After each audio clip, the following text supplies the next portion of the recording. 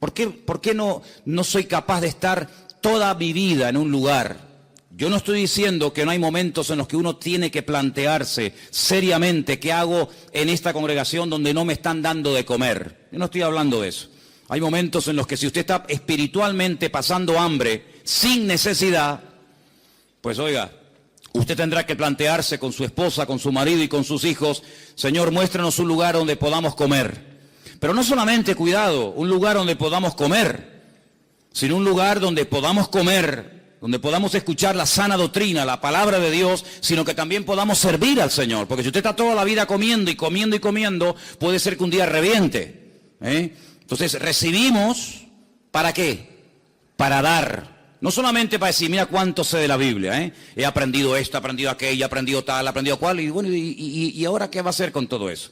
Entonces hay creyentes que están toda la vida en la iglesia y venga a comer, y venga a comer, y venga a oír, y venga amén, y venga a gozarse, pero no dan, son ovejas improductivas, son ovejas estériles, personas que se han acomodado y simplemente lo que quieren es venir al cultito, que el pastor les predique, que oren por ellos, que no sé qué y no sé cuánto, pero nada más.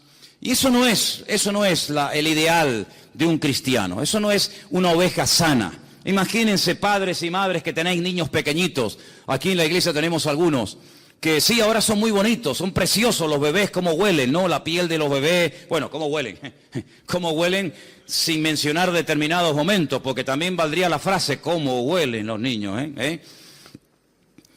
Pero el niño pasan 6 meses, pasan 8 meses, pasa 1 año, pasan 3 años y el niño siempre está así y no crece. Ay amigo, ya no es una cosa bonita. Ya no es para decir, mira qué niño más lindo, no, ahora como que nos cortamos diciendo, ¿qué le pasa a mi niño que no crece? Me pasó una vez y lo comenté aquí en la iglesia, que yo estaba en un lugar y vimos a una pareja que había puesto como especie de una toalla, una manta en el suelo, y había un niño, pero el niño tenía cara de mayor, pero el cuerpito era de un bebecito.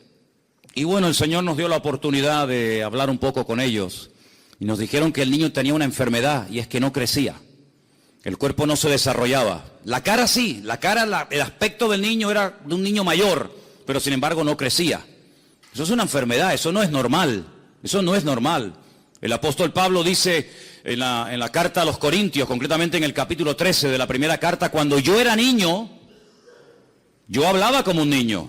Yo no siempre tuve la voz que tengo ahora. Había una vez en mi vida que yo hablaba así. Pero después ya cambié la voz, ¿sabe? Yo tuve complejos durante muchos años de chiquitito. Yo era el más pequeño en el equipo de fútbol. Yo soy lampiño, yo no tengo pelos. Y cuando yo entraba a las duchas y yo veía aquellos gorilas allí dentro, y entraba yo decía, me daba vergüenza. ¿Sabes lo que hacía? Me cortaba pelos de la cabeza, lo pegaba con cinta adhesiva y me lo ponía bajo el sobaco, para que no se rieran de mí. Si la vida nos va cambiando la voz, la vida nos hace crecer, estirarnos. Yo no puedo ponerme los zapatos, las camisas y los pantalones de cuando tenía 8 años. Pero hay cristianos, hay creyentes que llevan toda la vida con la misma talla de pantalón y de camisa porque no han crecido. Se han quedado raquíticos, se han quedado enanos. ¿Es esto algo nuevo, algo que tiene que ver con el siglo XXI, que es algo de los últimos tiempos? No se equivoque, hermano. Ya en los tiempos bíblicos, en los tiempos de la primera iglesia primitiva, ya había estos problemas. Por ejemplo, el apóstol Pablo, me remito otra vez a la carta a los Corintios, le dice, sois niños en Cristo. No les puedo dar alimento sólido, porque si se le da una chuleta a un niño lo matamos. No puedo compartir con ustedes cosas profundas, no puedo usarles en otros aspectos de la vida. ¿Por qué? Porque os habéis quedado estancados, sois niños, carnales. Y claro, y como sois niños y carnales y no habéis madurado ni crecido, habláis como niños, pensáis como niños, hay celos, hay envidias, hay divisiones. Quítate tú para ponerme yo, porque os comportáis como auténticos niños, aunque lleváis toda la vida en la iglesia. Y también cuando uno lee la carta a los hebreos, pues también encontramos palabras como, ya es tiempo de dejar los rudimentos y avanzar hacia la perfección, y comer comida sólida. Y es una tragedia cuando hay creyentes que no quieren crecer, están ahí tranquilos, ahí en su asiento 1 año y otro año y está bien, yo vengo, pero esa no es la voluntad de Dios. Dice la Biblia que cuando un pastor sale con su rebaño por las montañas, con frío, con calor, por la mañana, por la tarde, por la noche, a veces jugándose la vida con peligros tremendos, ¿para qué sale? ¿Para qué hace el esfuerzo ese hombre? Es que no hay otra cosa a la que dedicarse en la vida. Bueno, la Biblia nos enseña y nos da a entender tanto en el Antiguo, a través de la vida del rey David y de otros personajes, porque muchos patriarcas fueron pastores. Curiosamente, Abraham fue pastor, Isaac fue pastor, Jacob fue pastor, José fue pastor, David fue pastor, y muchos fueron pastores. Y el esfuerzo que hacían era para poder ver que ese rebaño les daba leche, o les daba corderitos, o cabritos, o les daba lana, o les daba algo, pero nadie se está sacrificando año tras año, día tras día, pasando frío y hambre y jugándose la vida por nada. ¿Se da cuenta? Entonces el Señor ha invertido mucho en ti, hermano. ¿Sí o no? El Señor ha invertido mucho tiempo en nosotros, mucho. ¿Cuántos sermones tú has oído? ¿Cuántos más o menos? ¿100? 100. 200, 300, 400 y... El Señor quiere que toda esa semilla que ha sido plantada en tu corazón produzca fruto. ¿Y qué dice el Señor? ¿Qué dice el Señor de un árbol que no da fruto? ¿Qué hay que hacer con el árbol que no da fruto? Según el Señor. Cortarlo. Cortarlo. Y si lo dejamos para que decore... No, es que no hay objetos decorativos en el reino de Dios. En otros aspectos sí, pero en la iglesia nadie es un objeto decorativo. Vamos a poner el púlpito aquí, una plantita y al hermano al lado, así, quietito, sin moverse. No hay objetos decorativos en el reino. Dice el Señor que llegó a maldecir el Señor Jesucristo a una higuera porque daba un aspecto pero eran falsos. Estaba cargada de hojas. Y se acercó y dice la Biblia que la maldijo porque tenía hambre y no había fruto en ella. Dijo, ¿para qué queremos una higuera que no dé fruto? Está inutilizando la tierra y impide el crecimiento de otros árboles. Alguien le dijo, bueno, vamos a darle otra oportunidad, vamos a abonarla, bueno, ok, una oportunidad más. Pero si no da fruto, me la cortan y la tiran al fuego. Así de claro.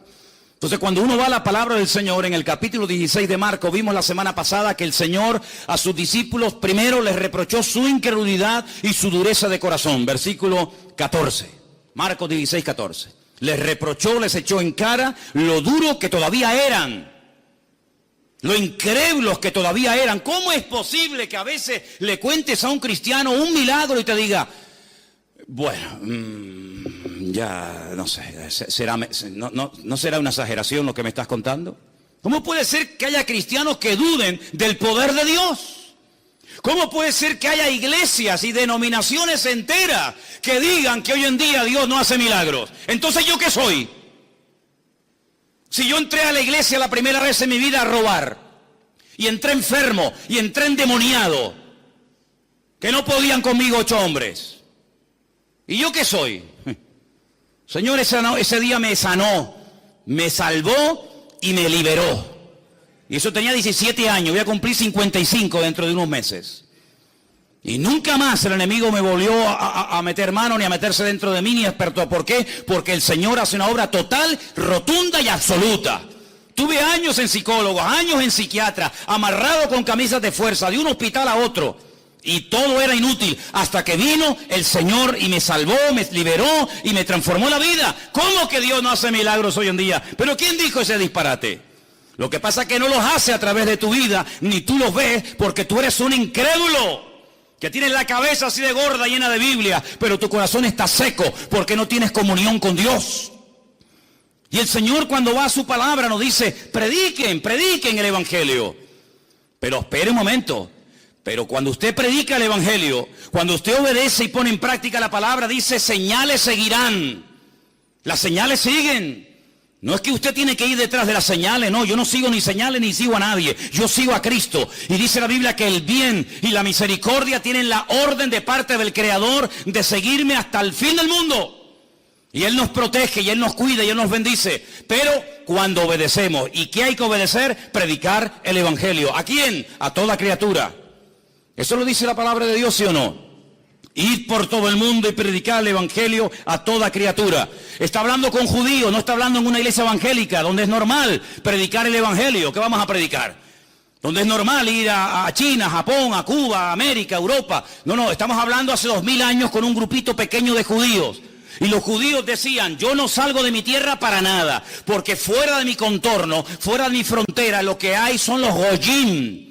Y los goyim son los perros, los gentiles, que no merecen nada. Por eso Jonás se metió en un barco y le preguntaron, vamos a ver, pero tú ¿a qué te dedicas? ¿Cuál es tu oficio en la vida? Y dice, yo soy profeta del Dios Altísimo.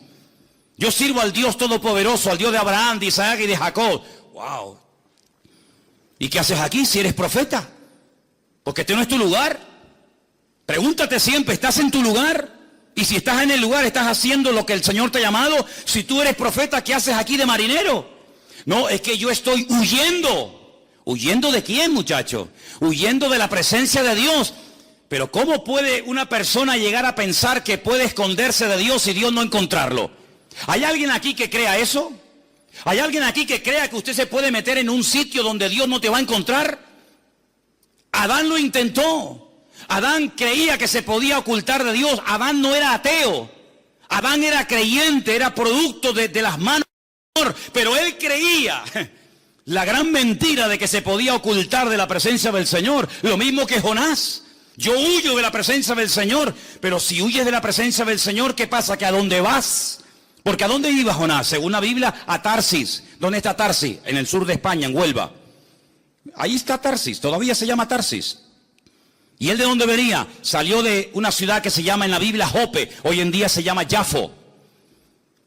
¿Qué le parece, amigo? Se montó en un barco para huir de la presencia del Señor. Es decir, él iba a cruzar todo el Mare Nostrum, él iba a cruzar todo el gran mar, el mar Mediterráneo, porque decía, aquí vive Dios en Israel, en el templo de Jerusalén, pero allí en el otro extremo de la tierra Dios no está. Y entonces allí no está la presencia del Señor, por lo tanto allí puedo hacer lo que me da la gana, vivir en desorden, vivir en rebeldía, porque Dios vive allí, pero más allá ya no está. Se equivocó. No hay lugar en el mundo, ni fuera del mundo, del cual te puedas esconder de Dios. A todo lugar donde vayas, de día o de noche, el Señor sabe dónde está. Sus ojos recorren toda la tierra, dice la palabra del Señor. Por lo tanto, es inútil huir de la presencia del Señor. Pero él, ¿por qué huía? Porque le había dado el Señor la orden de ir a un país extranjero, a otra cultura. ¿A dónde? A Nínive. ¿Y eso dónde queda? En Irak. Ay, amigo. Y allí era la gente terrible, terrible, Allí eran, pero, vamos, salvajes, auténticos salvajes, como siguen siendo hasta el día de hoy. Como siguen siendo las peores barbaridades y las peores torturas y las muertes más viles y humillantes y crueles se siguen todavía desarrollando y manifestando en esas culturas. Y lo filman y lo suben a internet para que todo el mundo vea los salvajes que son. Tremendo, siguen siendo iguales. El espíritu no ha cambiado. Y dice, ¿quién? Yo ir a Nínive para que se arrepientan. Y si se arrepienten, Dios los va a perdonar. De eso nada. Por lo tanto, si yo no voy y si yo no les predico, no les vendrá convicción de pecado, porque el mensaje era muy cortito, pero era muy claro. Dile a los habitantes de Nínive que dentro de 40 días, si no se arrepienten, destruyo la ciudad entera. Y Jonás dice, 40 días, pues ya está, fácil. Yo me voy de la presencia de Dios, no les predico, si no voy yo, nadie va. No hay internet, no hay WhatsApp, no hay nada. Y dentro de 40 días... ¡Qué bueno! El Señor se los cargó a todos. El Señor dijo, no, eso es lo que tú te crees. Pero Dios nunca pierde, Dios siempre gana. ¿Cuántos dicen amén? Diga conmigo, Dios nunca pierde, Dios siempre gana. Más fuerte, Dios nunca pierde, Dios siempre gana. Que te tiran por la borda y prefieres morir ahogado, no te lo crees ni tú, querido. Yo no sé silbar, pero si supiera, trágate a este. Ya verás cómo le quito la tontería. Cuando él se metió dentro de aquel submarino, dentro de aquel enorme pez, y comenzó a sentirse mareado, y una noche, y 2 noches, y 3 noches, dijo, Dios mío, sí voy, cuenta conmigo, allá voy. Pero fíjate tú, prefería morir antes de dar su brazo a torcer. Que no, ¿a que sí? Porque Dios nunca pierde, Dios siempre gana. Y vas a ir, quieras o no quieras. Así de claro. ¿Y qué pasó con Pedro? Porque eso fue en el Antiguo Testamento. Y Pedro, conociendo al Señor, viviendo con el Señor, Señor, lo que tú me pidas, ¿sí? Vete a casa de Cornelio a predicar el Evangelio. ¿A casa de quién? Cornelio. Cornelio es un centurión romano, imperialista, que nos tienen aquí todo el día el cuello trancado, que nos están amargando la existencia. ¿Cómo voy yo a ir a casa de un gentil romano? Pues vas a ir, quieras o no quieras. Y fue, y mire cómo empezó el mensaje. Ustedes saben cuán abominable es para un judío entrar a la casa de un gentil. Qué presentación más hermosa. Es como si yo dijera esta tarde, la verdad es que yo no tengo ningún deseo de verles las caras a ninguno de ustedes. La verdad es que yo estoy aquí por obligación, porque tengo que predicar, pero yo por mí me mandaría a mudar y lo dejaría todo. Pero vamos a ver, pero este hombre que está diciendo. Este hombre se le fue la olla. Así empezó Pedro el mensaje. Así empezó. Porque no entendía que gente fuera de su cultura, de sus esquemas, entendieran el Evangelio. Pero el Señor ya lo había dicho, id por todo el mundo y predicad el Evangelio. Es decir, que desde el principio el Señor viene hablando acerca de que Él tiene un plan general. Y en ese plan entra la salvación de todas las naciones de la tierra. Porque Dios quiere que todos los hombres procedan al arrepentimiento y que todas las naciones se salven y conozcan a su Hijo Jesucristo a través de su palabra. ¿Cuántos dicen amén? Pero dice la palabra de Dios que en un principio no era así, no había necesidad de predicar el Evangelio ni nada a nadie. ¿Por qué? Porque el único que había conocía al Señor y se llamaba Adán. Adán era un hombre perfecto, tan perfecto que ni sudaba, no tenía frío, no tenía calor. Algunos dicen, bueno, pero si no iba a morir, porque también era un ser eterno, porque Dios lo creó eterno, porque la paga del pecado es la muerte, y si no había pecado, no había muerte. ¿Dónde iba a caber tanta gente? Si se iban a comenzar a reproducir y uno y otro y miles, ¿dónde va a caber tanta gente desde los tiempos de Adán hasta hoy en día? Oye, ¿por qué te crees tú que Dios creó tantos planetas? ¿Para tenerlos vacíos? ¿Qué sentido tiene haber creado miles, millones de planetas para tenerlos vacíos? No, Dios creó todo eso para ir poblando todo el universo, para que todas las naciones, para que todo el universo conociera del poder de Dios. Pero ustedes lo han echado todo a perder, porque habéis pecado. Y ahora las cosas han cambiado radicalmente. Ya no va a volver a ser nunca más como antes. Ahora vas a sudar, ahora vas a tener frío, ahora van a tener dolores, ahora le va a doler por aquí, le va a doler por allá. Ahora se van a levantar los padres contra los hijos contra ellos mismos. Ahora va a ser todo diferente. Cuando vayas a sembrar te vas a pinchar la mano, porque nacerán cardos y espinos.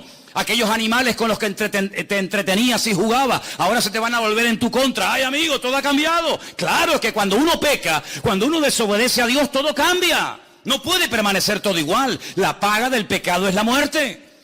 Y Adán comenzó a experimentar en su cuerpo, en su mente, en su alma, en su espíritu, en su familia, en sus hijos, en todo. Comenzó a notar las consecuencias del pecado. Pero Dios a un hombre le da una promesa. Y ese hombre se llamó Abraham, más tarde Abraham. Y le da una promesa. La promesa es muy clara y muy sencilla de entender. En ti serán benditas todas las naciones de la tierra. Y dice la Biblia que Abraham le creyó a Dios. Le creyó a Dios y fue declarado justo. ¿Crees lo que yo te prometo? ¿Sí? ¿Crees que serás padre de multitudes? ¿Crees que saldrá un día alguien de tus lomos y será un instrumento de bendición para todas las naciones de la tierra? ¿Lo crees? Y Abraham dijo, lo creo. ¿Dónde se escribió eso? En ninguna parte, no hacía falta. Él le creyó a Dios y su fe fue contada por justicia. Entonces, ¿por qué casi 500 años después Dios da la ley? Si ya había dado la promesa y Abraham la había creído, ¿para qué tuvo que dar la ley? ¿Qué sentido tiene? Porque Abraham no necesitaba leer la Biblia. Abraham oía a Dios y lo entendía. Vas a ser padre, amén. Cámbiate el nombre, amén. Vas a tener un hijo que a través de él vendrá la promesa, amén. Vete mañana y me lo sacrificas sobre un altar en el monte Moriah, amén. Él tenía una línea directa con Dios, le entendía perfectamente. Él le transmitió su fe a su hijo Isaac. Isaac nunca leyó la Biblia, nunca fue a la iglesia, nunca tuvo un pastor, un rabino, un reverendo, pero ellos entendían a Dios. No vayas a Egipto, le dijo el Señor a Isaac. Dijo, pues no voy. ¿Dónde lo leyó? No hacía falta. Jacob, ¿Dónde se congregaba? En ninguna parte. Pero sin embargo él tenía encuentro con ángeles, él hablaba con Dios. Dios le dijo, a partir de ahora te vas a llamar Israel. Jacob no, Israel. ¿Cómo tenían ellos tanta línea directa con Dios? José nunca leyó la Biblia. Uno de los hijos de Jacob nunca leyó la Biblia. Nunca fue al culto, nunca estuvo en una reunión. Sin embargo, un día le vino una mujer casada a proponerse acostarse con él. Dice, ni se te ocurra, yo no puedo hacer eso, pecaría contra mi Dios. Pero ¿dónde está escrito que eso es pecado? Dijo. ¿En qué libro? ¿Dónde está escrito que acostarte con la mujer de tu amo Potifar sea pecado? Aquí está escrito. No necesito ley, no necesito Torah, no necesito nada porque yo conozco a mi Dios. Y como conozco a mi Dios, sé lo que le gusta y lo que no le gusta, lo que le agrada y lo que no le agrada. Y a Noé le dice, cuando construyas el arca, vas a coger 7 parejas de animales limpios y animales impuros y los vas a meter en el arca. ¿Y cómo sé cuáles son los limpios y cuáles son los impuros? Si eso no está escrito, yo te lo voy a decir. Entonces hubo un tiempo, hubo una generación, hubo un grupo de personas minoritarias que tenían un nivel de comunión, un nivel de santidad, un nivel de relación con Dios tan elevado que no necesitaban que nadie les predicara, que no necesitaban Torah, que no necesitaban ley, ni mandamientos, ni nada. Entonces la pregunta la vuelvo a hacer otra vez, ¿para qué Dios la dio? Si cuando Dios le hablaba a esta gente, ellos entendían y obedecían, ¿para qué da la ley? Cuando la ley son 613 mandamientos. ¿Para qué? Si ellos saben, con esta no me puedo acostar, este es un animal limpio y no se puede comer, este es inmundo y no lo puedo comer, esto lo puedo hacer, aquello no lo puedo hacer, si lo saben todo porque tienen esa ley grabada en sus conciencias y en sus corazones, ¿para qué le das la ley? Bueno, es que la Biblia dice para qué fue dada, vamos a verlo. Gálatas capítulo 3, verso 19. Porque esta pregunta que yo estoy lanzando hoy a todos ustedes, esta pregunta no es la primera vez que un ser humano se la hace en la historia de la humanidad. Esta pregunta ya se la han hecho miles a lo largo de la historia. Por lo tanto, tiene respuesta. ¿Dónde está? En la Biblia. Vamos a verla. Gálatas capítulo 3, versículo 19. ¿Lo tienen, hermanos? ¿Para qué sirve la ley? Porque Abraham no la necesitó. Abraham se circuncidó él solo. Él solo, sí, él, y a su hijo, y al otro, y al otro. Entonces, ¿para qué fue, o para qué sirve entonces la ley? Amigo, escucha esto. Es que la ley fue añadida a causa de las transgresiones. Porque no todo el mundo era como Abraham, no todo el mundo era como su hijo Isaac o como su nieto Jacob, no todo el mundo tenía la espiritualidad y la santidad y el nivel de relación como tenía José. Ojalá fuera así, pero no era la realidad. Por lo tanto, hay que poner límites. Por lo tanto, la ley no fue dada para los buenos, sino para los transgresores, porque los buenos no necesitan ley. Dice, ¿qué ley le voy a poner a un obediente como Abraham? ¿Qué ley le voy a poner? No me obedezcas tanto. Oye, no tengas tanta fe. A los que hacen la voluntad de Dios, a los que conocen al Señor, no necesitan ley, pero fue dada a los transgresores. Y ellos no eran transgresores, pero iba a haber muchos. Fue dada a causa de las transgresiones hasta, ay amigo, esta preposición es fundamental. ¿Hasta cuándo? Viniese la simiente a quien fue hecha la promesa. ¿A quién se le hizo la promesa? A Abraham. En ti serán benditas todas las naciones de la tierra. Cuando venga esa simiente, cuando se cumpla esa promesa que yo te he dado, hasta ese momento llega la ley.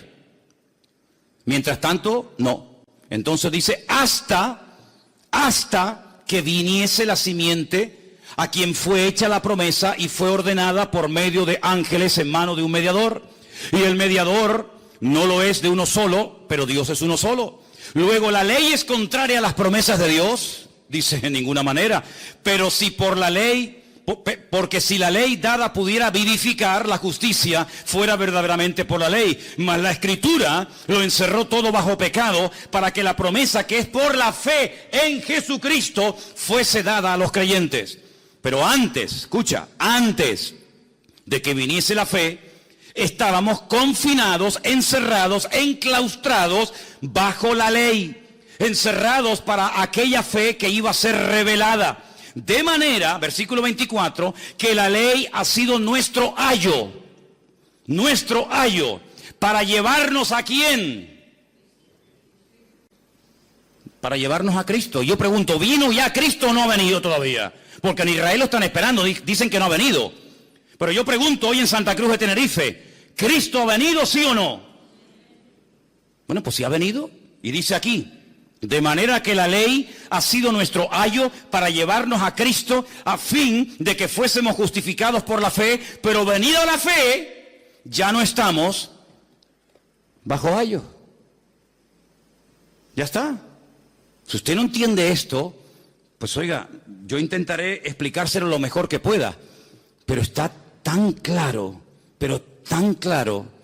Abraham, te voy a dar una promesa, pero entre la promesa y el cumplimiento de la misma van a pasar muchas generaciones, muchos siglos. Y yo conozco al ser humano, porque si cuando eran perfectos y hablaban conmigo todos los días, pecaron y desobedecieron, imagínate ahora que ya le dieron lugar al pecado, que ya han probado la rebeldía y la desobediencia. Si antes no pudieron mantenerse en santidad, ¿cuánto menos ahora? Por lo tanto, entre que te he dado la promesa y hasta que venga la promesa, y la promesa es Cristo, van a pasar muchas generaciones, muchísimas, miles y miles de personas. ¿Cómo hacemos para que esto no se desmadre? ¿Cómo hacemos para que el mundo no se autodestruya? ¿Cómo hacemos para frenar la maldad? Poniendo leyes. Los casados, ustedes no pueden engañar a sus mujeres con otras mujeres. Mujeres, ustedes tienen que ser fieles a vuestros maridos. Hijos, tenéis que obedecer a vuestros padres. Agricultores, tenéis que hacer esto y esto y esto. Ganaderos, tenéis que hacer esto, esto y esto y esto. Solteros, casadas, viudas, y hay un montón de leyes. Pero si yo sé que de aquí al Puerto de la Cruz o de aquí a los cristianos no puedo ir a más de 120, porque yo lo sé, ¿sí o no?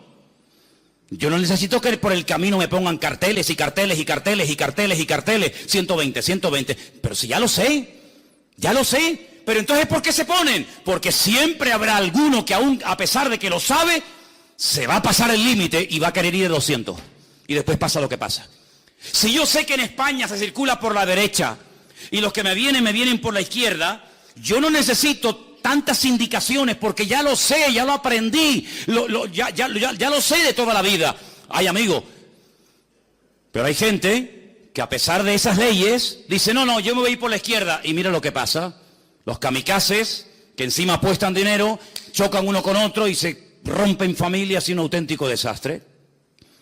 Las leyes se ponen para los transgresores, no para los obedientes. Si usted ama a su esposa, usted no necesita poner un cartel en la puerta de su casa, no cometerás adulterio. Es que yo ya lo sé, José lo sabía, sin necesidad de ley. Pero dice la Biblia que el Señor dio la ley para parar, para frenar, para poner un coto, porque ellos vivían rodeados de amorreos, filisteos, jebuseos, cananeos, y aquellos eran un desmadre, un desorden de países. Comían de todo, se mataban unos a otros. Bueno, era terrible lo que esa gente hacía. Si yo cojo a mi pueblo de la esclavitud en Egipto y los meta a vivir con esta gente, se van a pudrir como ellos, se van a terminar matando unos a otros. Entonces pongo leyes. Por ejemplo, ¿por qué los judíos tienen la obligación o tenían la obligación en aquel tiempo de sacrificar en el altar animales como por ejemplo corderos, ovejas, bueyes? Porque eran los animales sagrados del enemigo. Y entonces, ¿qué es lo que hacía? No, de sagrado nada, aquí el único sagrado es el Señor. Y puso leyes para marcar una diferencia, para que ustedes sean un pueblo diferente, que habla diferente, piensa diferente, viste diferente, actúa diferente. Pero el que sabe cómo soy yo, no necesita leyes. El que sabe cómo soy yo, como el caso de mi amigo Abraham, como el caso de José, y como el caso de otros personajes, ellos saben cómo tienen que vivir, porque tienen comunión conmigo, pero ustedes, la mayoría, que no tienen comunión conmigo ni la quieren tener, yo a ustedes les tengo que meter leyes y leyes y leyes y leyes, y esto no, y esto no, y esto no. Y la ley, escúchame bien, no hay misericordia, no hay clemencia en la ley, no existe. Te para el guardia civil y usted va a 200. Y le dice, carnet de conducir, papeles del vehículo, no sé qué, no sé cuánto. Y usted le dice, mire, ¿y no me podría perdonar? No. ¿Por qué? Porque la ley dice que usted se ha pasado el límite de velocidad y según la ley, yo lo tengo a usted que multar. ¿No hay misericordia? No. ¿No hay clemencia? No. ¿Ah? Y como le dijo una vez un hermano que venía conmigo en el coche, le dice, y si sigue hablando y protestando, también le voy a poner otra multa porque veo que no llevaba el cinturón de seguridad puesto, así que mejor estése calladito. Pues le van a caer todas encima. ¿Qué le parece, amigo? Entonces la ley tuvo un objetivo temporal, transitorio. Primero, poner freno, poner limitaciones al desmadre, a la carnalidad del hombre. Segundo, aunque le suene fuerte, hacerle la vida imposible al hombre. ¿Para qué? Para que llegues un momento en el que diga, yo no puedo con esto, Señor, esto es demasiado, esto es terrible. Señor, 613 mandamientos, pero si Adán tenía uno y era perfecto y no pudo, y a mí me manda 613, no puedo. Claro, pero te quiero llevar a un momento en el que digas, me rindo, yo no puedo con esto. Y entonces tendrás que pedirme ayuda a mí, y en ese momento te mandaré a mi hijo, ¿te das cuenta? Porque la ley es un instrumento, no un fin. Y hay gente que se queda con el medio y no se da cuenta de que Dios utiliza cosas, pero todas esas cosas, ¿a quién apuntan? En la misma dirección. Apuntan a Cristo. Y si no entendemos que el Evangelio, la figura central del Evangelio no es el pastor, no es la iglesia, no son los milagros, sino que la figura central, el mensaje central del Evangelio se llama Jesucristo, no vas a entender absolutamente nada, porque hasta que usted no entienda la base, usted no va a poder construir encima. Se le va a venir todo abajo. Y la ley es un medio, no un fin en sí mismo. Mire lo que dice, por ejemplo, Romanos 3:21. Lo tengo aquí también subrayado, se lo leo. Ahora, aparte de la ley, se ha manifestado la justicia de Dios, testificada por medio de la ley y de los profetas. La justicia de Dios por medio de la fe en Jesucristo. Sigo leyendo versículo 22. Para todos los que creen en Él, porque no hay diferencia. Por cuanto todos pecaron y están destituidos de la gloria de Dios, siendo justificados gratuitamente por su gracia mediante la redención que es en Cristo Jesús, a quien Dios puso como propiciación, palabra más rara esta, sustitúyela y ponga sustituto. Él es el sustituto, Él ocupó tu lugar, ahora te lo explico. Nuestra propiciación por medio de la fe en su sangre, para manifestar su justicia a causa de haber pasado por alto en su paciencia los pecados pasados, con la mira de manifestar en este tiempo su justicia, a fin de que Él sea el justo y el que justifica al que es de Jesús, de la fe de Jesús. ¿Dónde está puesta la jactancia? ¿Dónde está? Dice aquí, queda excluida. ¿Por cuál ley? ¿Por la de las obras? No, sino por la ley de la fe. Concluimos pues que el hombre es justificado por la fe sin las obras de la ley. Esto no lo he escrito yo, ¿eh? Y esto no se escribió ayer a la noche para el mensaje de hoy. Esto lleva 2000 años escrito. Conclusión, que el hombre es justificado por la fe sin las obras de la ley. Es decir, que si yo no cumplo la ley, yo me puedo salvar. ¿Cómo? Por la fe en el Señor Jesucristo. Pues esto es un disparate, para ti sí, para mí no. Para mí ha sido lo más maravilloso que he podido oír en mi vida. Que soy salvo por la fe en Jesucristo, no por lo que yo pueda llegar a ser, sino por lo que Él hizo por mí. Porque aunque intentara cumplirlo, no puedo, porque nunca daré la talla. Porque la ley de Dios es perfecta y el ser humano es imperfecto. Y como un ser imperfecto puede intentar o puede presumir de que él puede cumplir con la ley. Imposible. ¿Es Dios solamente Dios de judíos? No, es también Dios de los gentiles. Y ciertamente lo es. Porque Dios es uno y Él justificará por la fe a los de la circuncisión, es decir, a los judíos, y por medio de la fe a los de la incircuncisión. Es decir, Dios dio una ley temporal y transitoria hasta llevarnos a la realidad del cumplimiento de la promesa. Y cuando la promesa vino, y la promesa fue el Señor Jesucristo, el medio dejó de cumplir su objetivo. Este vaso de agua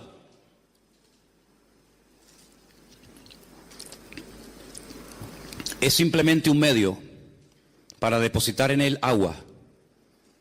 Pero el valor no está en el vaso. El valor está en su contenido. Y para poder transportar de un lugar a otro el agua, no lo puedo llevar en la mano. Lo tengo que llevar en un recipiente. En este caso, el vaso o la botella. Pero cuando yo bebo el agua, ya el vaso no tiene ninguna razón de ser. ¿Qué es más importante, el contenido o el continente? ¿Qué es más importante, el medio o el fin? ¿Qué es más importante, aquello que se utilizó para llevarme a Cristo o Cristo que fue el cumplimiento de aquel medio por el cual Dios estableció la ley? Decide tú, tienes que decidir. Nosotros tenemos la capacidad de elegir el tipo de vida que vamos a llevar delante del Señor. Bueno, y entonces, ¿qué pasa con los mandamientos de la Biblia? Me refiero a los del Antiguo Testamento. Vamos a poner un ejemplo y vamos a proponer en esta tarde el cumplirlos a rajatabla. Voy a llevarles, por ejemplo, a dos versículos, Éxodo 23 y Levítico 23, ¿vale? Vamos a hacer la prueba. Éxodo, repito, 23:14. Y el otro es Levítico 23 también. Los dos capítulos 23. Vamos a ver. Vamos a ver. A ver qué nos conviene más. Éxodo capítulo 23. Dije que es versículo 14. Vale, vamos para allá. 23:14. 3 veces en el año me celebraréis fiesta. 3 veces en el año me celebraréis fiesta. Halloween, Semana Santa y Navidad. ¿No? Eso no dice aquí. Pero que dice que hay 3 fiestas en el año que tengo que celebrar. Vamos a ver cuáles son. La fiesta de los panes sin levadura guardarás. 7 días comerás los panes sin levadura, como yo te mandé en el tiempo del mes de Abib. El mes de Abib, ¿cuál es ese mes? ¿Cuál es el mes de Abib? ¿Qué significa Abib? Tel Abib. ¿No hay una ciudad que se llama Tel Abib? ¿Y Abib qué significa? Primavera. Como yo te mandé en el tiempo de la primavera. Porque en ese mes saliste de Egipto y ninguno se podrá presentar delante de mí con las manos vacías. Bien, ya sé cuál es una. Los panes sin levadura. 7 días comiendo panes sin levadura. Vale. Segunda, la fiesta de la siega. Bien. Y después, si quieres, podemos leer la otra que también nos dice que era la fiesta de los tabernáculos. Está en Levítico 23:34. Y ahora dice, 3 veces en el año, versículo 17, estoy aquí, 3 veces en el año se presentará todo varón delante del Señor. Vale, entonces según el Antiguo Testamento, estamos tratando de hacer una prueba práctica, objetiva, para ver si podemos cumplir con esto. 3 veces al año dice el Señor en su palabra que todo varón, luego las mujeres quedaban excluidas. Ah, no me dijeron nunca eso. Yo no sé lo que ustedes le dijeron, yo sé lo que estoy diciendo. Las mujeres no tenían obligación de hacerlo, los hombres sí. 3 veces al año, fiesta de Pascua o Pesaj. Pesaj significa saltar. Saltaron de la esclavitud a la libertad. Un poquito más adelante, 50 días más adelante, la fiesta que llamamos nosotros Pentecostés o Shavuot, la fiesta de las semanas. Y al final, casi entre septiembre, generalmente octubre, una fiesta que se llama la fiesta de los tabernáculos. Pero la pregunta es, ya sé el nombre de las fiestas, ya sé cuántas fiestas son, pero ¿dónde se celebraban? ¿Dónde se ponían en práctica estas fiestas? ¿Dónde? ¿Dónde? En el sitio que estableciera el Señor tu Dios. ¿De dónde huía Jonás? ¿De Tacoronte? ¿De la matanza? ¿De dónde huía Jonás? Él huía de Jerusalén, huía de Israel, porque en la mentalidad del judío se les metió hasta en los tuétanos que Dios vive en el templo de Jerusalén. Por eso yo cuanto más me aleje de Jerusalén, más me alejo de la presencia de Dios. Mira, hasta el día de hoy, hermano, escuchen bien esto, hasta el día de hoy en Israel está la creencia de que el mundo son como grandes círculos concéntricos. Cuanto más lejos vivas de Jerusalén, más lejos vives de Dios. Si tú vives dentro de Israel, estás más cerca de Dios. Pero si vives en el norte de Israel, no estás tan cerca de Dios como el que vive en el centro, de Jerusalén. ¿Por qué? Porque en Jerusalén era donde vivía el gran rey, no donde vive, donde vivía el gran rey. Pero dentro de Jerusalén había una montañita, un monte llamado el Monte Moriah, y dentro del monte había un edificio, y dentro del edificio había 2 habitaciones, y dentro de ese edificio había una en particular, pequeñita, que era el Santo Santorum, el lugar santísimo, donde estaba allí el Arca de la Alianza, y donde entraba una vez al año, en el día del Yom Kippur, el sumo sacerdote. Ese era el hombre que vivía más cerca de Dios. Los demás vivían, depende, a 4 kilómetros de Dios, a 5 kilómetros de Dios, a 8 kilómetros de Dios. Esa era la mentalidad. Esa era la mentalidad que había. Y el Señor dice, me celebraréis estas 3 fiestas anuales donde yo lo dijere, donde yo lo estableciere. Bueno, venga, va. A ver, tubillete.com. Vamos a sacar billetes para poner esto en práctica. Estamos ahora en la fiesta de la... ¿Cómo es? La fiesta de la Pascua. Muy bien, venga, tubillete.com. Mañana sacamos un billete, salimos desde Tenerife Sur, paramos en Madrid o en Barcelona y de ahí cogemos otro avión y nos vamos a Tel Aviv. Llegamos a Tel Aviv, cogemos la guagua y nos vamos a Jerusalén. Cuando lleguemos a Jerusalén decimos, oye, una pregunta, ¿el Monte Moria aquí dónde queda? Pues claro, uno se imagina el Monte Moria como las cañadas del Teide, ¿no?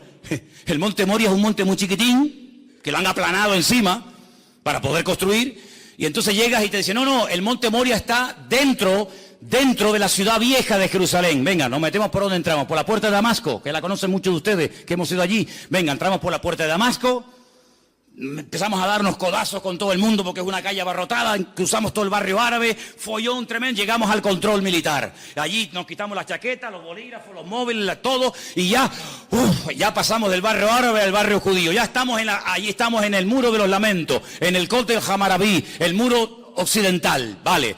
¿Y ahora qué hacemos? ¿Dónde está el monte? Está allá arriba. ¿Y cómo subimos? Bueno, como tú no eres musulmán, tú no puedes subir por cualquier parte. Solamente hay una puerta de acceso, una escalera de madera de acceso para los no musulmanes, y es esa. Entonces tienes que ponerte en la cola, no se te ocurre llevarte una estrella de David, una cruz, una Biblia, porque te prenden fuego allí mismo. Entonces tienes que hacer una cola enorme, enorme, y cuando llegas arriba y cruzas el puente de madera, y llegas allí arriba y dices, Salem Aleikum, Aleikum Salam, Alhamdulillah, Zukra. Vamos a buscar el templo. Y te dice, ¿el qué?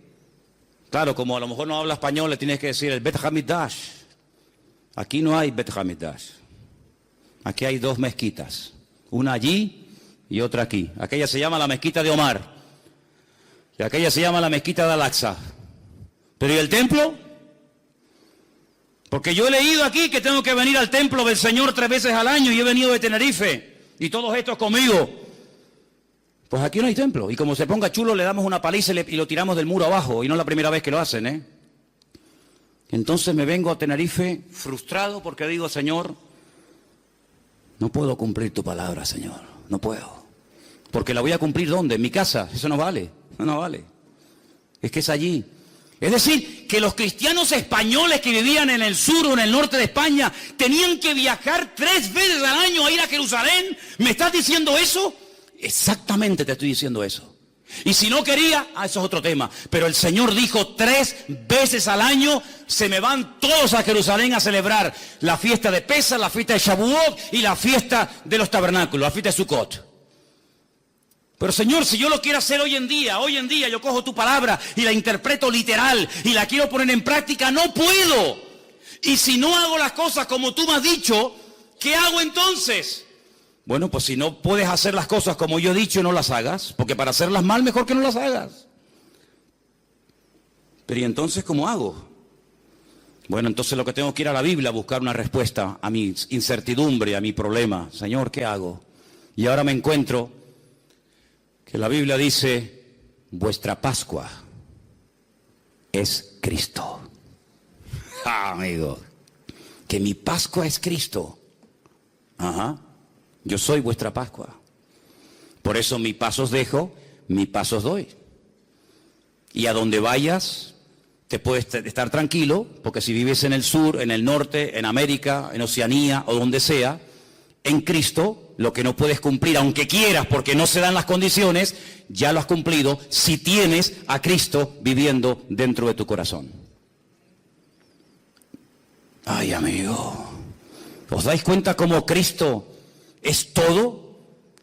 ¿Te das cuenta cómo Cristo destaca por encima de todo? Es como cuando un alpinista está días y días y se esfuerza y lucha y oxígeno y esto y aquello. No ve nada, está luchando para llegar a una cumbre y cuando llega por fin arriba, ¡ay amigo! Desde arriba se ve una panorámica alucinante, se ven todos los picos, se ve a lo mejor en el fondo otro continente, se ve, yo qué sé, el mar. Pero para poderlo ver todo, tienes que subir.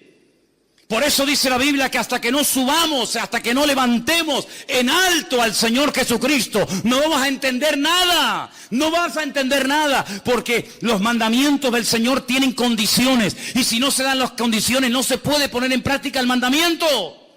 No te puedes inventar una Biblia a tu manera, a tu estilo. No se podían hacer sacrificios en las casas. Eso quiere decir que yo no puedo hablar de la Pascua en mi casa. ¿Quién ha dicho eso? ¿Quién ha dicho que no? ¿Quién ha dicho que no podemos hablar en la iglesia o en la escuela dominical o en el culto de jóvenes o donde sea de cualquier otra fiesta? No estoy diciendo eso. Lo que estoy diciendo que si usted quiere hacer las cosas decentemente y con orden, como Dios manda, aunque quisieras, no puedes. Porque de los 613 mandamientos, más de 418 giran en torno a la construcción del templo. Ahora mi pregunta es esta. ¿Dios no tiene poder para que se levante el templo en Jerusalén ahora mismo? Cuando le dijo Pilato al Señor, ¿no me hablas? ¿No me contestas? ¿Tú no sabes que yo tengo poder para...? Y el Señor como diciéndole, pero si yo hago así, amigo, yo hago así, me vienen aquí 1.000.000 de ángeles a defenderme. ¿Qué estás diciendo? Claro que el Señor podría ahora mismo hacer así, ¡bum!, y arrasar todo lo que hay allá arriba y construir el templo. ¿Pero por qué no lo hace? Pues porque no le da la gana. Porque no quiere. Porque el Señor permitió que lo destruyeran. Y el Señor hasta este momento, hasta este minuto, ha impedido que se vuelva a reconstruir. Para que ya no esté vuestra vida girando en torno a un edificio de piedra, sino que vuestra vida sea una vida cristocéntrica, centrado no en un templo, no en un lugar, no en un país, sino que vuestros ojos estén enfocados en Cristo. Y por eso Pablo dice, si habéis, tú sabrás si habéis o no, si habéis resucitado con Cristo, poner la mira, ¿dónde? ¿Dónde tengo que mirar? ¿A dónde mira el musulmán cuando ora? A la Meca. ¿A dónde mira el judío cuando ora? A Jerusalén. ¿Y a dónde mira el cristiano cuando ora? ¿A dónde miro? A Jerusalén no, a la Meca no. ¿A dónde miro? Poner la mira en las cosas de arriba y no en las de la tierra, donde Cristo ha resucitado, y poneros con Él en lugares celestiales en Cristo Jesús. Ay, amigo, es que no me habían hablado así, que no es mi culpa que no te hayan dicho eso. Pero hoy en día nuestra vida no gira en torno a una fiesta, no gira en torno a un hombre, no gira en torno a un medio, sino gira en torno al Rey de Reyes y Señor de los Señores. Y sin Él no lo tenemos nada, y con Él lo tenemos todo. ¿Cuántos dicen amén y le dan un aplauso al Rey en esta tarde? ¡Gloria a Dios! ¡Y a su nombre! ¡Y a su nombre! Eso es lo que es el Evangelio. Eso es el Evangelio. Aunque quisieras hoy a muerte dar tu vida por cumplir los mandamientos de la Torá, no puedes. No puedes. Por eso están insatisfechos continuamente. Por eso han tenido que decir, bueno, y si ahora no podemos orar 3 veces al día o presentar nuestro sacrificio, y no podemos subir al templo, y no podemos, ¿qué hacemos? ¿Qué hacemos? Y ahí se levantaron los rabinos a lo largo de la historia y escribieron una enciclopedia gigantesca, enorme, llamada el Talmud. Ay, amigo. ¿Y qué es el Talmud? Pues es la explicación de la Mishnah y la Gemara, la Totafot y la Hagahá. ¿Eso qué es? Tradiciones y tradiciones y mandamientos. Y el Señor dijo, recorréis tierra y mar para ganar a un prosélito. Y una vez que lo ganáis, le ponéis tanta presión y tantas cargas encima que lo agobiáis y lo convertís en 2 veces más hijo del infierno que antes, pero vosotros ni con un dedo las movéis. Que Dios no vino a ponernos cargas, Dios vino a decir, los que estáis cargados y trabajados, abusados espiritualmente, hartos de la vida, venid a mí y descansad, y yo os haré descansar, dice el Señor. Para eso vino Cristo. Y ahora podemos entender cosas tan sorprendentes que rompen los esquemas de la época y hoy en día, Como por ejemplo aquella mujer que dice que la sorprendieron en el mismo acto de adulterio. Bueno, hermano, yo entiendo que la pillaron con las manos en la masa. Ahora, si usted es mujer y está cometiendo adulterio y te pillan, quiere decir que pillan a uno y al otro, ¿o no? ¿O con quién está cometiendo usted adulterio?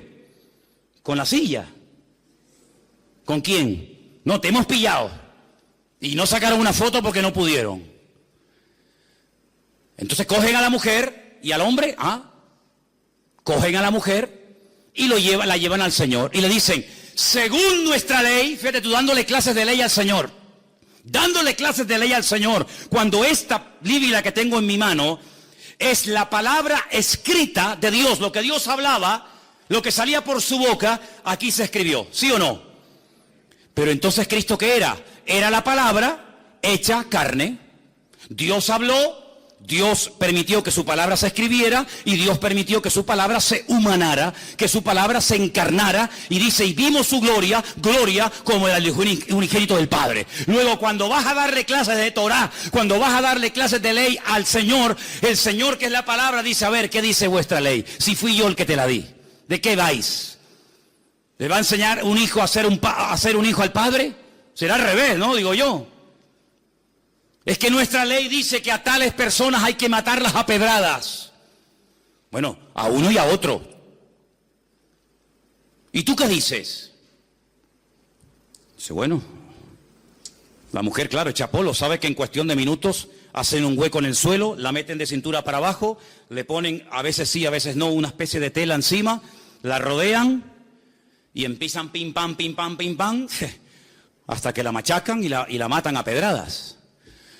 A ver, que nosotros ya tenemos claro lo que tenemos que hacer, solamente venimos a pedirte tu opinión. ¿Tú qué opinas de esto? Porque esta merece morir. Y es verdad. En la ley no hay misericordia. El que la hace la paga, amigo. Menudo dilema, ¿eh? Menudo problemón. ¿Pero para quién? ¿Para el Señor? El Señor no tiene nunca ningún problema. Dice, espérate un momento. Hace así. Escribe. Y venga a escribir. La lista vacía. Venga a escribir. Venga a escribir. Y dice que cuando miraban aquello, decían, oye, que puso en el suelo mi nombre. Ese soy yo. Claro, porque la inmensa mayoría que estaban allí condenando a los demás, ellos también habían tenido relaciones con ella. ¿Qué te crees? El que tiene digamos, una prepotencia de estar siempre acusando a los demás, generalmente es el peor que está, siempre es él. Generalmente es así. Es mucho más fácil apuntar así que verte que te estás apuntando tú, ¿no? Oye, que te puso ahí el DNI, muchachos, 42815-975B. Ese soy yo. Y ellos, cuando vieron los nombres en el suelo, dijeron, vámonos, nos pilló. A ver si vamos a morir también nosotros. Y dice que fue uno, y el otro, y el otro, y el otro. Todos se fueron, quedaron descubiertos, amigos. Amigos. Pero quedó uno solo. Uno que nunca había pecado. Uno que jamás había tenido un mal pensamiento. Uno que fue santo desde el vientre de su madre hasta el día de hoy. Uno que tenía toda la libertad del mundo para coger las piedras y machacarla viva. Y ese uno se llamaba Yeshua HaMashiach, el Señor Jesús. ¿Por qué no lo hizo? Porque es como una incoherencia que digas que se haga una cosa y luego tú mismo la quiebras. Esto hay que hacer, y cuando lo vamos a hacer no nos deja. ¿Cómo es esto? Pero es que para cumplir la ley, por ejemplo, este mandamiento, tienes que llevar una vida tan pura, tienes que llevar una vida tan santa, que para matar a otro, ¿cómo tiene que ser tu vida, amigo? ¿Cómo tienes que estar tú delante de Dios para poderle quitar la vida a esta persona, aunque se lo merezca? ¿Cómo tiene que estar tu vida? Es decir, que tú estás peor que ella, lo que pasa es que a ella la pillaron, pero tú has pasado desapercibido, porque tú eres el niño bueno. Esta es la mala porque la pillaron, pero hay algunos que no los han pillado todavía, pero son peor que los que han sido descubiertos. Y se sintieron aludidos, sus conciencias se sintieron tocadas y dijeron, vámonos, antes de que nos mate también a nosotros. Y el Señor la coge y le dice, levántate, mujer, yo no te condeno, solamente te voy a decir algo, vete y no peques más. ¡Qué alivio! Pero nos enfrentamos con un dilema. No se ha solucionado el tema totalmente. Claro, la mujer se va contenta, pero aquí hay una duda. Entonces, ¿qué hacemos? ¿La cumplimos o no la cumplimos? Porque si resulta que se acostó con otro y tú la perdonas y aquí no ha pasado nada, cuando tu palabra dice en la ley que hay que matarlas a pedradas, ¿en qué quedamos? Perdonamos ahora a los asesinos, a los pederastas, a los etarras, perdonamos a todo total. Dios es bueno y perdona a todo el mundo. ¿Es eso el mensaje que nos transmite el Señor? No, es que hay parte B, viene la segunda parte, escúchala. El Señor sabía que tenía que morir, pero si Él lo había mandado. El alma que pecare, esa morirá, y esta pecado tiene que morir. Pero vamos a hacer una cosa, no hemos leído esta tarde, cuando les dije esa palabra rara que se ha leído, Él es la propiciación de nuestros pecados, que les dije, si no la entiende, póngala por la palabra, Él es nuestro sustituto. ¿Os acordáis que lo dije? Muy bien, vamos a hacer una cosa. En vez de matarla a ella, yo me ofrezco voluntario para que me maten a mí. ¿A ti? Pero si tú no eres ni casado, tú no puedes cometer adulterio aunque quisieras. Tú no has pecado nunca, no importa. Yo vine a este mundo a dar mi vida en rescate por muchos. Y voy a morir por ti, Judas, también, que me vas a traicionar y me vas a vender. Voy a morir por ti. Te voy a estar esperando hasta las 3 de la tarde que muera. Te voy a estar esperando colgado en la cruz. Y voy a morir por ti, Poncio Pilato, que te lavas las manos. Aquí no ha pasado nada. Por ti también voy a morir. Y voy a morir por ti, Anás y Caifás.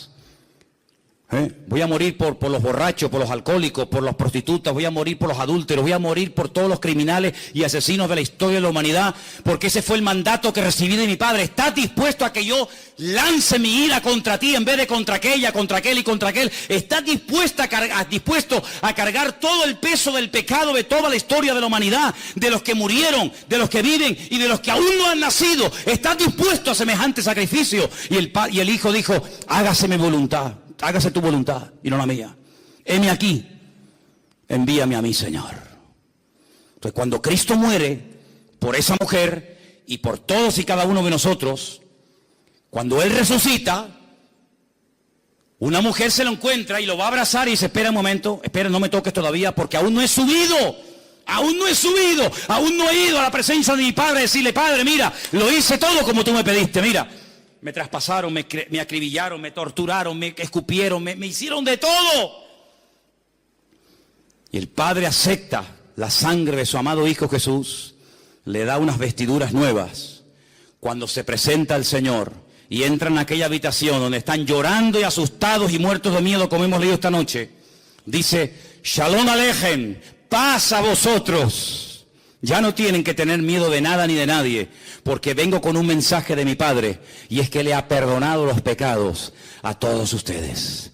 Así como a Adán, Dios le dijo, fuera, fuera de mi vista, fuera del jardín del Edén, porque has pecado, le has hecho más caso al diablo que a mí, y no mereces estar conmigo. Ahora lo que se perdió en Adán, lo recuperamos en Cristo. Y Cristo dice, ni se te ocurra ir en tu propia justicia, que yo cumplo la ley, que ni se te ocurra, porque no sales vivo de la presencia de mi Padre. Porque mira, Moisés no entró, Abraham mintió, David adulteró, no ha habido ni uno que pueda presumir de que ha hecho todo correctamente. Por lo tanto, ni se les ocurra a ustedes tener la temeridad de acercarse al trono de la gracia con vuestros trapos de inmundicia, con vuestras obras y con vuestras historias, porque no sirve de nada, porque el profeta Isaías dice literalmente que todas nuestras justicias son como trapos de inmundicia.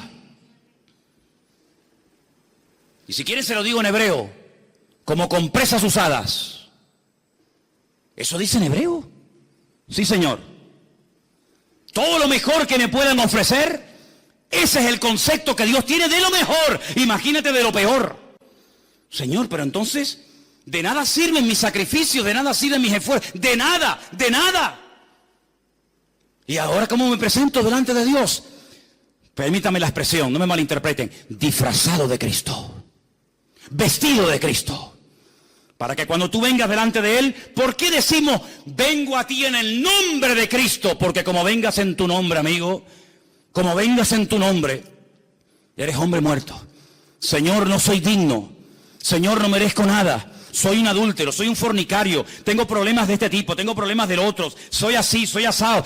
Cosas que ni mi mujer ni mi marido saben, las he hecho, las he deseado, las he pecado, las he comprado, las he mirado. Señor, no soy digno, pero vengo vestido con las ropas de justicia de Cristo. Y el Padre te dice, hijo mío, porque no te ve a ti, ve a Cristo. Y como ve a Cristo que cumplió la ley y dio la talla, y su sangre nos ha limpiado de todo pecado, ahora podemos dormir en paz y vivir en paz, aunque no haga nada. Pero ¿cómo que no haga nada? No, que ya no tengo que hacer nada, porque ya todo lo hizo Él. Si usted quiere el vasito, toma el vaso. Pero el Señor dijo, ¿tú no te das cuenta que este vaso fue traspasado de generación en generación? Abraham se lo dio a Isaac, Isaac se lo dio a Jacob, Jacob se lo dio a José, José se lo dio al otro. Y fue pasando de generación en generación. Y dice, ¿y cuándo vamos a poder beber? ¿Cuándo vamos a ver el cumplimiento de esto? Y llegó Cristo.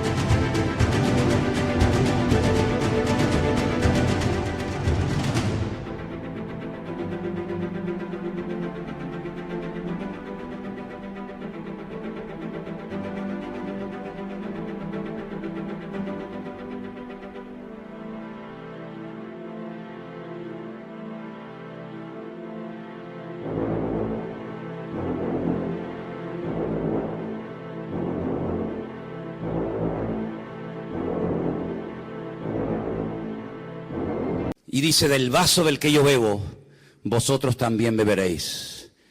Y no entendieron en ese momento nada. Pero hubieron personas que sí entendieron el mensaje.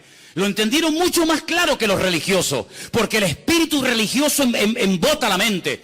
El espíritu religioso fanatiza al pueblo. El espíritu religioso esclaviza la mentalidad de la gente. Y por eso los religiosos eran capaces, terrible hermano, de ver a una pobre mujer 18 años asistiendo al culto y no le hacían ni caso, porque está enferma y encima es mujer. Pero Cristo entró a la sinagoga y le dice, mujer, ven para acá, quedas libre de tu enfermedad. Y se enderezó y comenzó a glorificar a Dios. Y veía a un leproso y decían los judíos, uy, un leproso, uy, que me contamina y me tengo que ir a mi casa de una semana sin poder entrar al templo. Ni loco me acerco yo a un leproso. Y el Señor hacía así y lo tocaba. ¿Qué va a manchar, qué va a contaminar al Señor? Un leproso nada lo puede contaminar, porque Él es bendito y santo por los siglos de los siglos. Amén. ¿Cuántos dicen amén? Y por eso fue una sinagoga y le dijo a un ciego, mira, sé libre de tu enfermedad. Y al otro lo sanaba y al otro no sé qué. Y claro, luego venían, bueno, pero no puede ser. Vamos a ver, es que hoy es Shabbat. Hoy es Shabbat. ¿Y? Es que en Shabbat no se puede hacer esto. ¿Cómo que no? ¿Quién dijo eso? No, es que ya... ¿Y quién te sanó a ti? Yo no sé cómo se llama. ¿Y cómo te sanó? No, me puso barro en los ojos y me mandó al estanque de Siloé, que está en la otra punta de Jerusalén. Yo he estado en el estanque de Siloé, ¿te acuerdas, Carmen, cuando nos metimos por abajo? Que por poco te mueres allí, ¿eh? Un estanque enorme, kilómetros por debajo de tierra, lo mandó a la otra punta. ¿Por qué no lo mandó al estanque de Betesda, que está allí pegadito? Porque los judíos decían que un judío no podía caminar más de 1000 metros, más de 1050 metros en día de reposo. Por eso ustedes van a encontrar en la Biblia camino de un día de reposo. ¿Y cuánto es un camino de un día de reposo? 1050 metros. Pero si me voy al estanque Siloé, entre que voy y vengo, hay más de 1050 metros. Por eso los judíos le dijeron, ese hombre que te dio esa orden no es bueno, es un pecador, porque ha quebrantado el día de reposo. Y dice este pobre hombre que no tenía mucho conocimiento de la palabra, mira, si es bueno, si es malo, si es pecador o no es pecador, ni lo sé, ni me interesa. Yo lo único que sé, que yo era ciego y ahora veo. Y ustedes con toda su parafernalia no me habéis podido ayudar en todos estos años. Y este hombre vino y en un segundo me cambió la vida.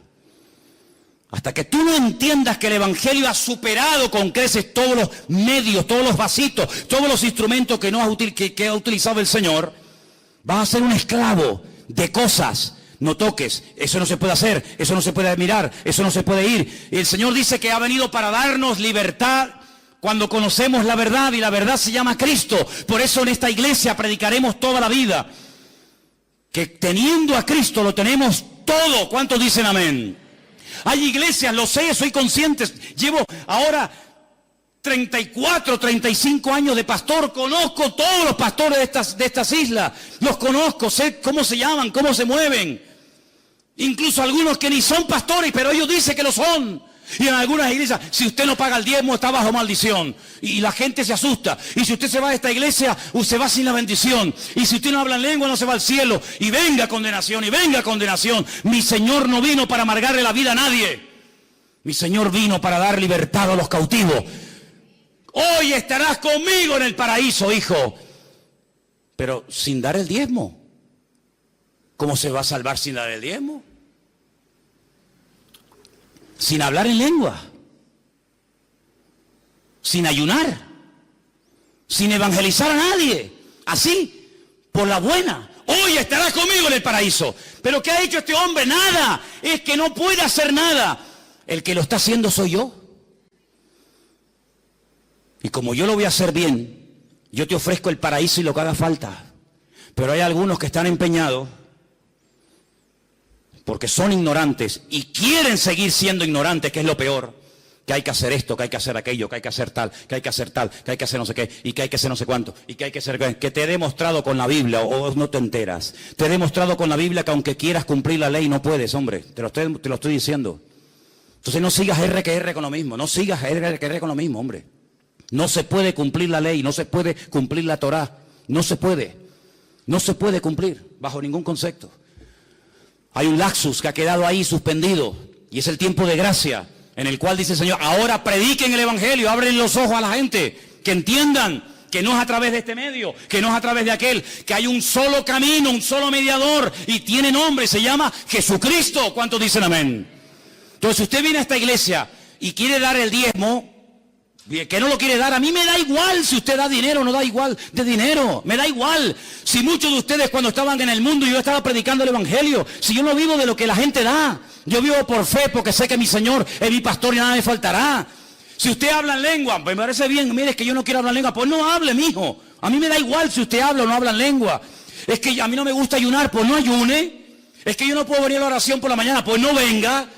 Pero entonces esto que es un libertinaje, no, es la libertad gloriosa de los hijos de Dios. Es vivir tranquilo, vivir sin agobios, vivir sin presiones religiosas. Yo odio la religión, porque las religiones son ataduras y son presiones a la gente. Y encima el religioso se cree que por cumplir está agradando a Dios, y a veces nada más lejos de la realidad. ¿Saben lo que le digo a muchos? Disfruta de la vida. Disfrute de la vida. Hermano, ¿y si yo no me levanto a las 6 de la mañana y si oro a las 10? ¿Qué? El Señor a las 10 está ocupado, no lo puedo atender. Nunca he entendido eso. Está bien levantarse temprano y orar, yo no tengo nada en contra de eso. Pero si mañana quiere dormir una horita más, ay Señor, perdóname. ¿Por qué? Porque tenía que haber orado a las 6. ¿Dónde dice la Biblia que hay que orar a las 6? La Biblia dice orad sin cesar. A las 6, a las 7, a las 8, a las 9, a las 10. Dios no ha venido a traernos condenación, hermano. Dios ha venido a alegrarnos la vida. No te la compliques más de lo que la vida nos pone impedimento. Porque el Señor ha venido a que usted sea libre, a que usted viva en paz. Se viene a la iglesia a disfrutar, no se viene a la iglesia a sufrir. Si usted va a una iglesia a sufrir, no vaya. O usted es masoquista, le gusta que le humillen, le gusta salir vacío, le gusta salir mal. No, la iglesia ha sido diseñada por el Señor para abrirnos los ojos, para aclararnos nuestras dudas, para que no seamos ignorantes y vivamos en la libertad gloriosa de los hijos de Dios. ¿Cuántos dicen amén? Y entonces, ¿qué tengo que hacer? Pues buscar a Dios en oración, esforzarme en lo que dice el Señor. Ahora bien, yo les hago una pregunta. Si no se puede cumplir la Torá porque no se dan las condiciones actuales para cumplirla, ¿Para qué complicarme la vida queriendo cumplir con algo que no se puede? Dele la vuelta a la tortilla. ¿Usted puede hoy en día orar? Pues ponte a orar. ¿Usted puede hoy en día congregarse? Sí, pues congréguese. ¿Usted puede leer la Biblia? ¿Usted puede evangelizar? ¿Usted puede ayudar a una persona así? Entonces, ¿por qué no te preocupas más en hacer lo que puedes hacer? Y no te agobias tanto con lo que no puedes hacer. ¿Usted puede hacer feliz a su mujer? Pues hágala. No, es que, no sé, haga lo que pueda hacer y deje en las manos de Dios lo que usted no puede hacer. Ese es el evangelio que se predica aquí. Esto es lo que se enseña en esta congregación, Vida Nueva. Aquí y en nuestra iglesia en el Puerto de la Cruz y lo que estamos enseñando en el sur, esto es lo que aquí enseñamos. Es que en la otra iglesia, es que a mí no me interesa lo que enseñen en otras congregaciones, no me interesa. Aquí enseñamos la libertad que Cristo nos vino a dar, no libertinaje. Aquí enseñamos una vida de tranquilidad, de paz, de sosiego. Aquí enseñamos lo que dice la Biblia, predicamos el evangelio del Señor Jesucristo. Si usted quiere que yo le predique la Torá, váyase a Jerusalén, porque yo no soy un rabino, yo soy un cristiano. Y yo no tengo la obligación de enseñar Torá, yo tengo la obligación de enseñar evangelio. Eso es el mandato que dice la Biblia. Y dice la Biblia, y termino, y es la lectura que hoy se ha leído, por eso siempre usted tiene que prestar atención a la lectura que se lee antes del mensaje, porque en el 99% de los casos, la lectura previa al mensaje hace referencia o guarda relación directamente con el mensaje que posteriormente se va a compartir. Y si usted prestó atención, nuestra hermana Sonia subió aquí y dijo: si algún ángel del cielo viene y os predica otro evangelio diferente al que nosotros os hemos anunciado, sea anatema. Vamos a hablar clara para entendernos. ¿Qué es anatema? Pues claro, si dice anatema y no sabe lo que es anatema, pues entonces... Anatema significa maldito. Literalmente, maldito. Es decir, que si mañana o esta noche yo tengo un sueño y se me presenta un ángel... Hola, Manolo. ¿Qué tal? ¿Qué pasó? Te vengo a dar un mensaje. A ver. Que el Señor no va a venir. Vengo de parte del Señor que no va a venir. Vengo a decirte que la Biblia que tiene está equivocada, que no es la verdadera. Que hay por ahí otra que nunca se tradujo por miedo a no sé qué. Que el Señor no ha perdonado los pecados de todo el mundo, sino de unos cuantos. ¿Saben lo que hago con ese ángel? Tengo un bate de béisbol que cogí aquí en el rastro. Tengo un bate de béisbol. Le doy una entrada de palos al ángel, hermano. Yo he cogido más de una ocasión el bate de béisbol. Mira, una vez cuando cogí el bate de béisbol, fue en Bolivia, en Santa... ¿Hay algún boliviano aquí? Tú eres de Santa Cruz de la Sierra. En el 7º anillo, donde teníamos nosotros el comedor, y comenzamos a dar de comer y comer y comer a los niños. Que ahí, tú sabes que hay mucha necesidad, ¿verdad? Por allí no aparecía nadie, ni los pastores de la ciudad cuando íbamos a visitar las iglesias, y Armando está ahí, que no me dejará mentir. Íbamos a las iglesias y contábamos lo que estábamos haciendo, de barro hasta aquí, miseria, era terrible aquello. Y nos decían, pues no sabíamos que aquí había eso. Y tú...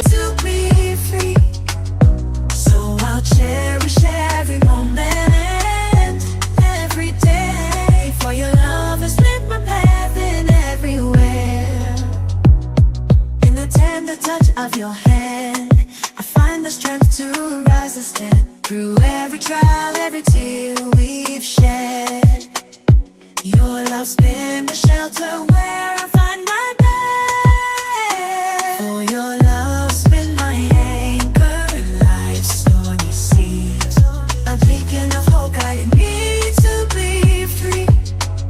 So I'll cherish every moment.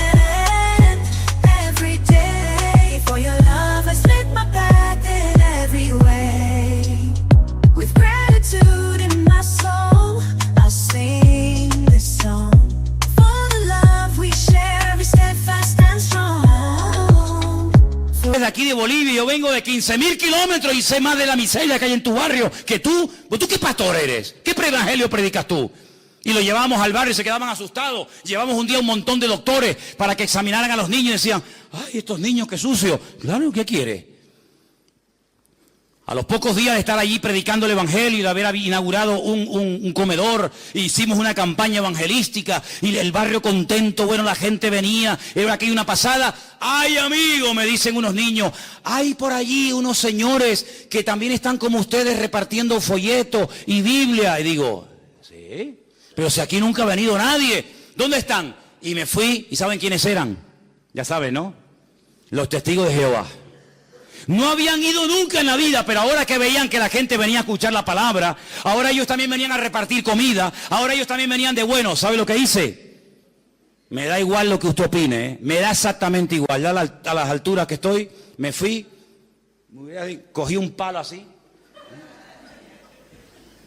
me acerqué a los testigos de Jehová y les dije, mira, sinvergüenza, aquí estas criaturas han estado pasando hambre y frío y miseria. Y habéis sido incapaces en toda vuestra vida de haber venido aquí. Y ahora, porque veis que dando comida la gente viene a ver el evangelio, ahora vienen. Te doy 2 minutos para que desaparezcan del barrio. Como no se vayan del barrio, me lío a palos con ustedes y me quedo solo. Y los saqué a todos del barrio. No fueron más en el tiempo. Yo no sé si fueron después, pero mientras yo esté aquí, aquí no entra un demonio de esto, utilizando malamente la palabra para... Y los saqué, bueno, no, gracias a Dios no tuve que darle ningún garrotazo a nadie, pero estuve dispuesto a darlo. Porque el Señor Jesucristo un día entró al templo y le dijo, ustedes son unos sinvergüenza, que utilizando la bondad del pueblo, que quieren beneficios al Señor, ahora vienen aquí y ponen unos precios abusivos y están convirtiendo mi casa de oración en una cueva de ladrones. Pero yo digo, ¿y cuántas cuevas de ladrones hay hoy en día? Que afuera pone iglesia no sé qué, iglesia no sé cuánto. Hermanos queridos, hay que espabilar y hay que darnos cuenta de que el evangelio ha venido para darnos libertad. ¿Usted quiere vivir en esa libertad? Bienvenido sea. ¿No quiere vivir en la libertad de Cristo? Bueno, pues que Dios le bendiga. Pero en esta congregación no adaptamos la doctrina a usted. Usted no está aquí para pastorearme a mí. Yo estoy aquí para pastorearte a ti. Y si usted viene a esta congregación, aquí predicamos esto. Dé el diezmo, no dé, el diezmo, habla en lengua, no habla en lengua, no sé qué, no sé cuánto. Aquí predicamos la libertad a través de la sangre de Jesucristo. Si usted quiere vivir de otra manera, búsquese otra iglesia porque esta seguramente no es la suya. Pero aquí queremos enseñarle a la gente a disfrutar de la vida. Por eso los vecinos me dicen todos los días, más de lo que ustedes se imaginan, qué maravilla de juventud tienen ustedes ahí, que no hacen botellón. Claro, imagínate, si yo veo un botellón aquí en la puerta de la iglesia, saco el bate de béisbol enseguida. ¿Tú me entiendes? Ay, amigo. Ahí se quedan hasta las tantas, no fuman, no beben, no hacen nada malo, no hacen nada bien. La gente alucina con estas criaturas, la gente alucina con esta gente, aunque a veces también con el sonidito se pasan un poco, pero bueno, ojalá todo fuera eso, ¿eh? Porque hemos enseñado 15 años seguidos, año tras año, uno detrás de otro, que en Cristo hay libertad. Y como en Cristo hay libertad, no lo cambiamos por nada ni por nadie. ¿Cuántos dicen amén? Así que quiero que cierres tus ojos y digas simplemente, gracias Señor, porque tú has venido para hacerme libre. Aleluya. Tú has venido para hacerme libre y en esa libertad que tú me has dado, de esa no me muevo.